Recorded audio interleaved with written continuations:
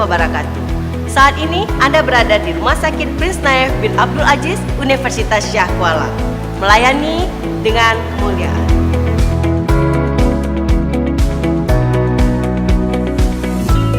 Tujuan hand hygiene atau cuci tangan adalah untuk menurunkan risiko infeksi yang terjadi akibat penularan kuman dari petugas kepada pasien, dari pasien kepada pasien, dan dari pasien kepada petugas serta lingkungan sekitarnya.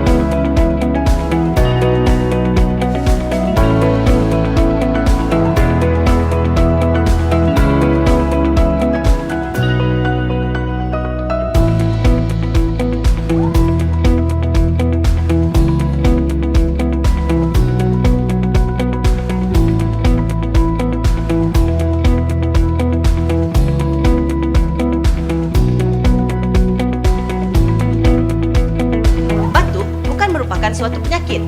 Batuk merupakan mekanisme tubuh untuk mengeluarkan debu atau kuman akibat iritasi tenggorokan. Maka ketika batuk, kita mengeluarkan kuman dan debu.